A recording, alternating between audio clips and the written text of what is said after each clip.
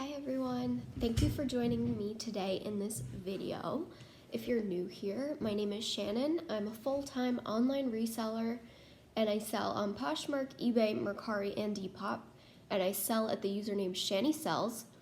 And you can find a lot of different videos that I have about what I've sold and things like that, so please go check them out.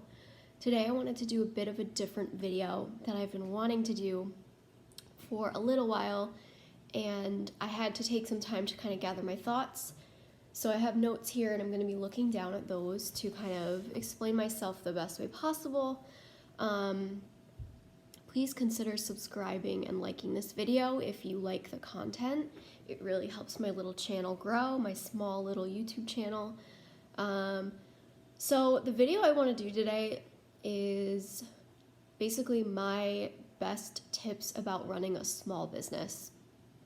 And now I think that I learned so much in the almost 7 months I've been full-time. I've been full-time since this past June. If you don't know my story, you can go watch my first video about leaving my corporate job to start my to end up starting my own reselling business. And a little backstory, I worked at Etsy until June. I worked there for 7 months. Now I do this and I wouldn't have it any other way.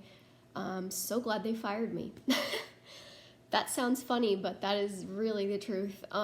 If they hadn't done that, I would not be where I am today, and I wouldn't have the courage to do what I am doing today. So anyway, I've learned so much, and I want to think that I am beginning to get to a place where I know what I'm doing with my business, getting to more of a stable place. To give you a little background, my first full-time month of reselling was June of 2018 or 2019. We're in 2019, and I made about $482 in net take-home profit that month. Now I'm averaging around $1,800 to $2,000 or a little above take-home net profit, not gross.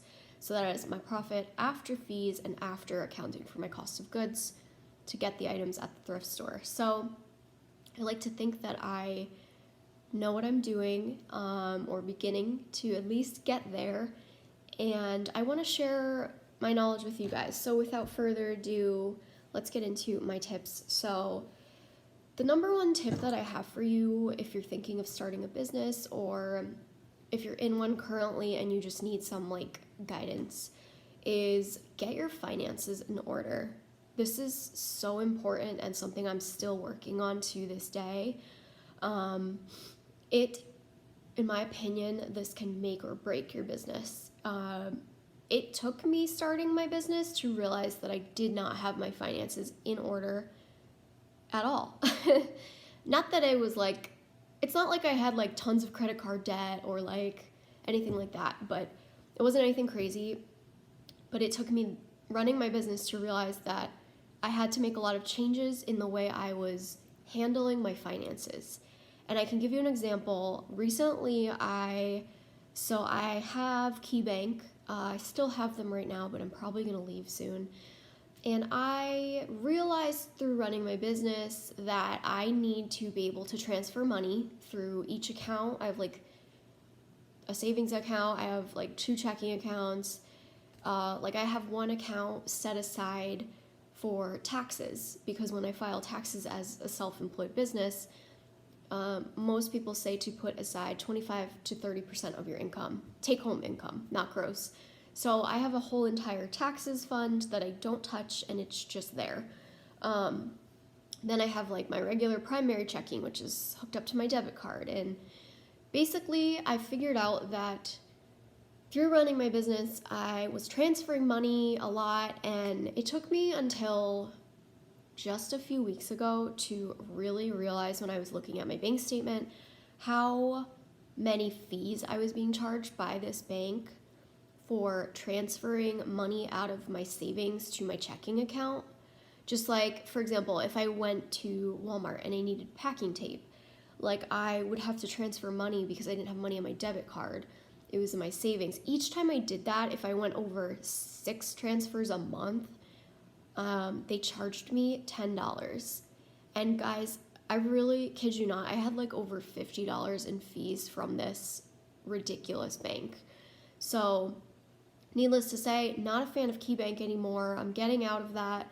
So anyway, I'm just saying this as an example of how I came about realizing like, wow, this needs to change. Like $50 is a lot of money to me right now. It's a lot of money to many of you as well. And just literally it feels like if I crumpled up $50 and threw it in the garbage. That's what that feels like to me.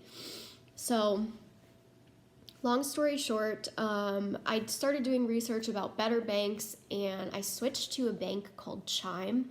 I actually heard about it through another YouTuber, and I'll try to link her thing down below because I'm really grateful that she mentioned this bank to me. They have a program where it's basically an all online bank. They don't have any physical locations.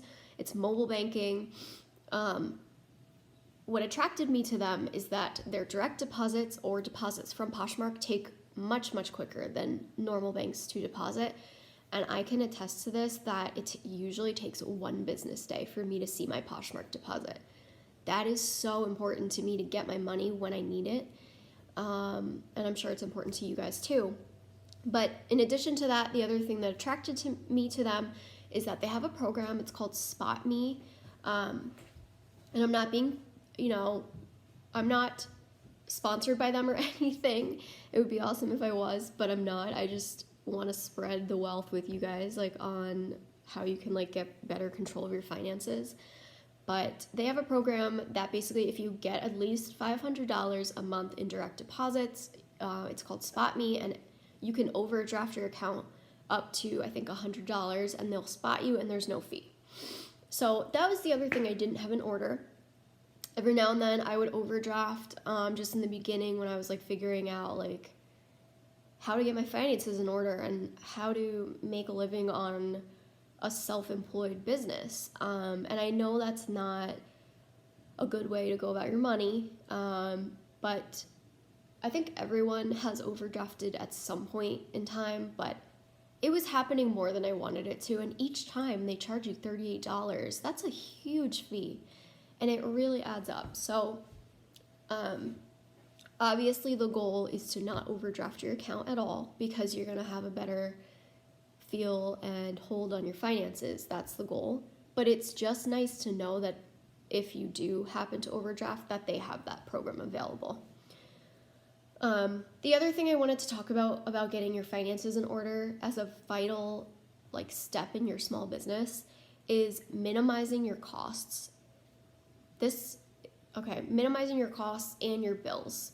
So this means minimizing your business costs, finding the cheapest options possible to, for me, for my business personally, to thrift.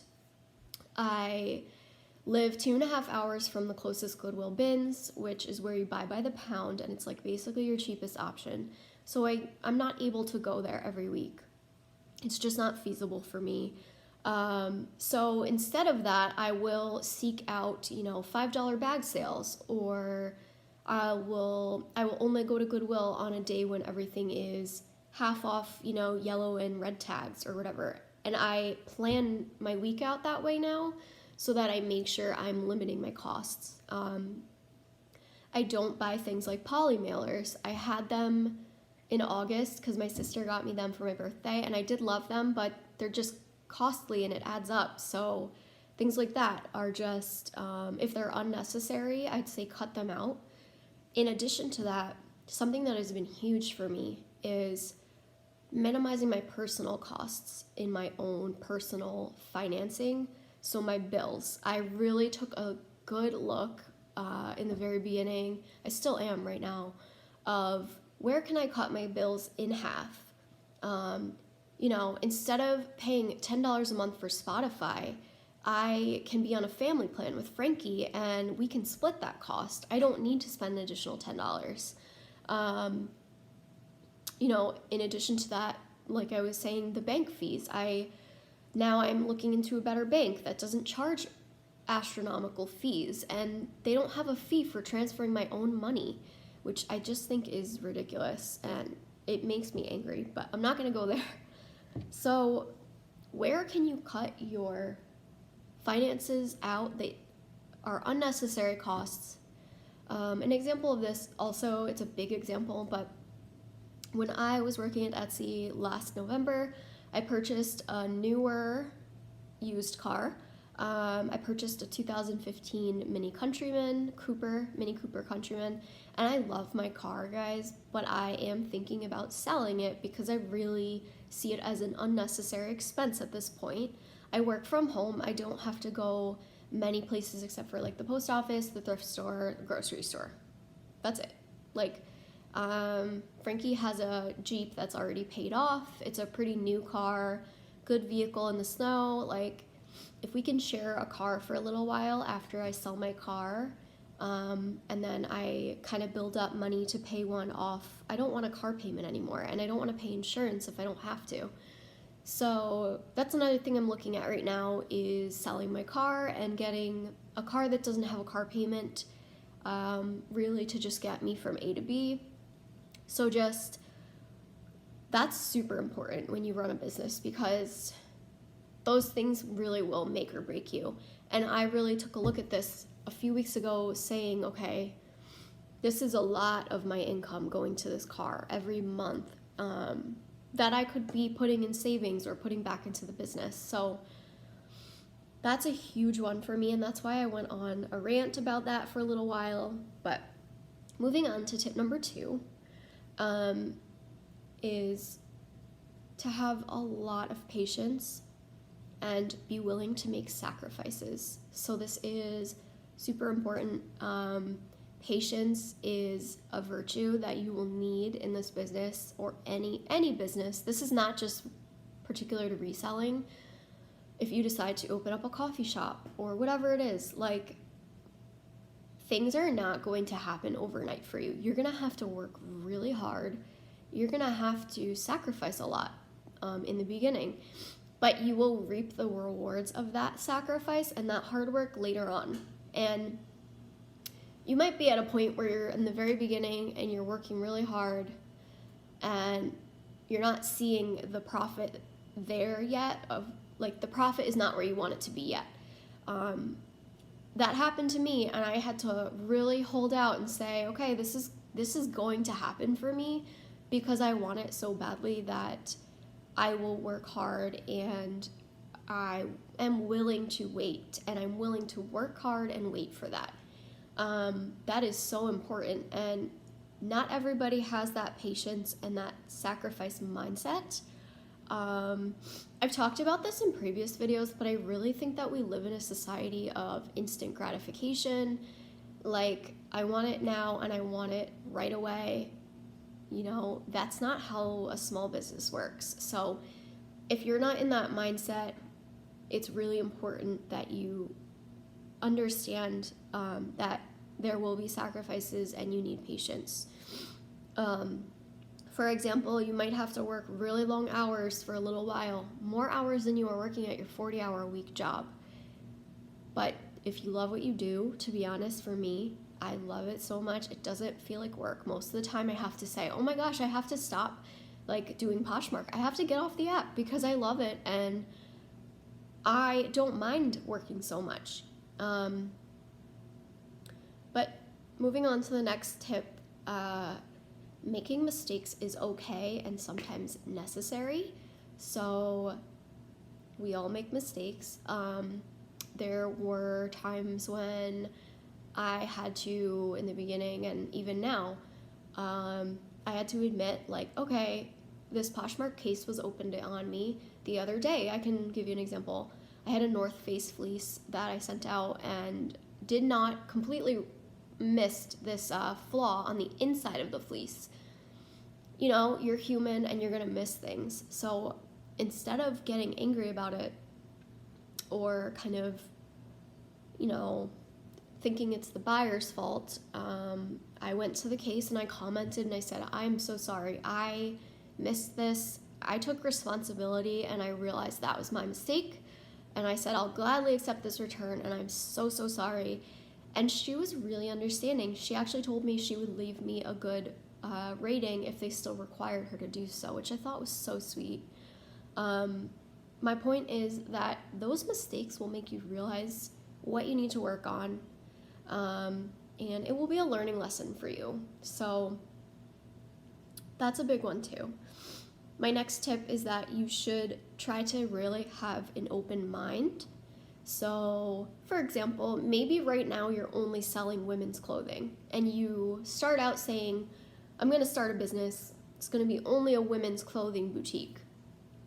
In my opinion, you're limiting yourself so much, because by saying, I'm only going to do this one thing, you're eliminating a lot of your possible clientele that's going to purchase your items.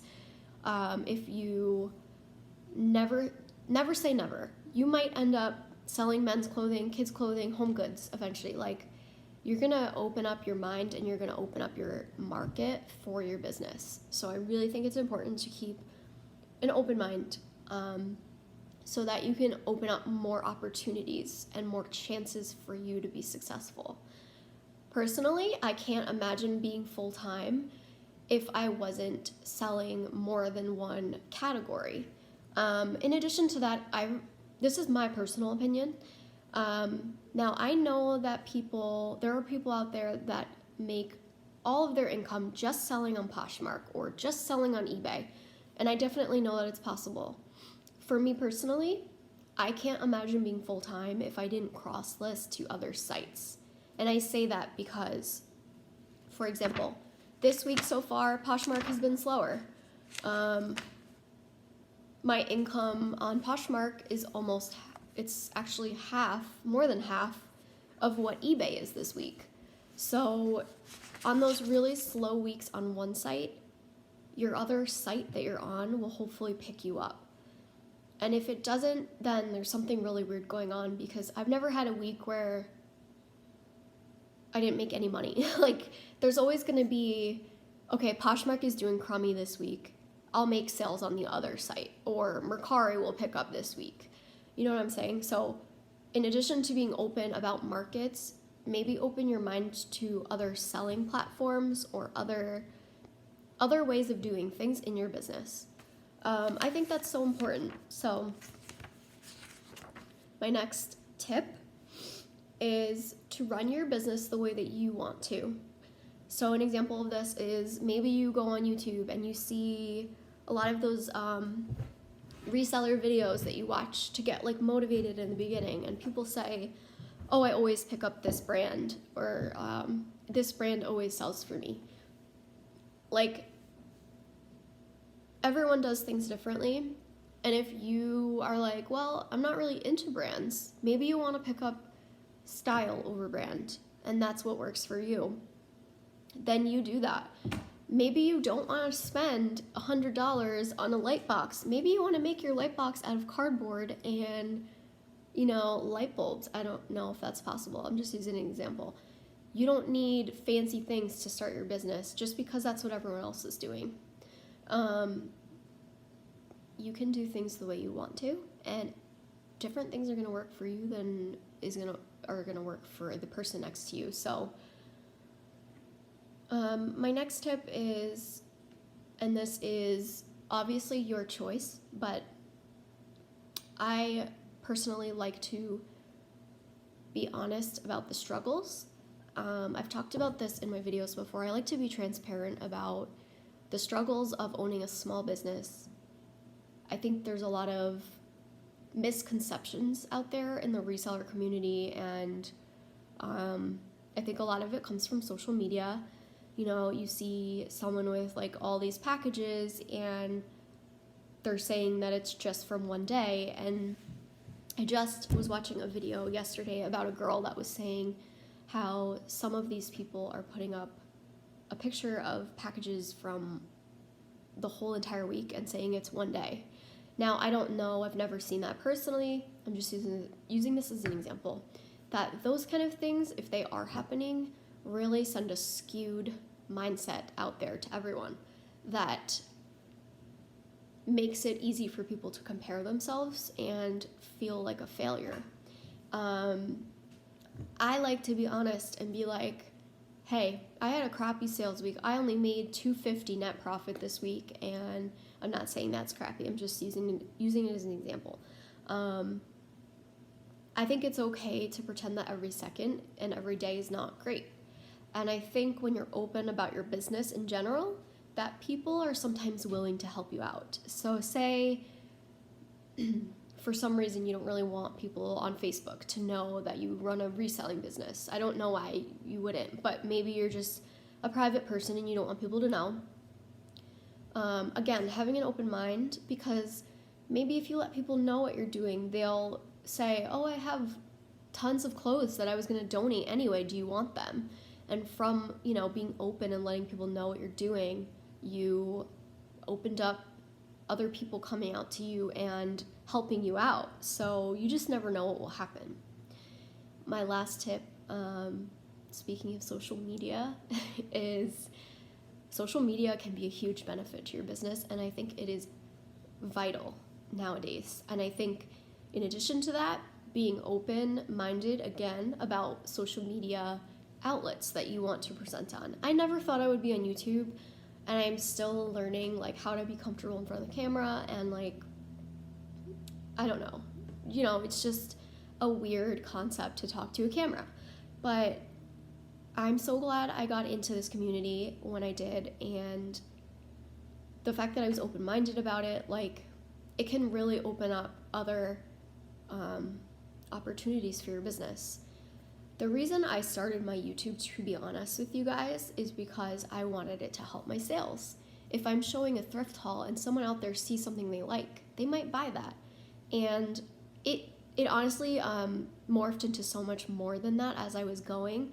And now I really enjoy and want to do more of these tips videos to help people. But my point is that never say never. Again, never say never. Maybe you're I'm never going to do YouTube.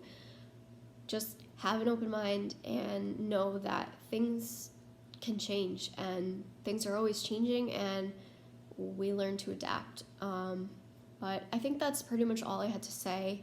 If I think of any more, I'll do a part 2. But I hope you guys enjoyed it, and let me know your tips down below of what you do in your business, things that work for you, that I can be open-minded about maybe trying myself. But if you like this video, make sure to like, comment, and subscribe, and you can hit the notification bell to get notified when I make a new video. I make weekly videos, and I'll see you guys in the next one. Bye!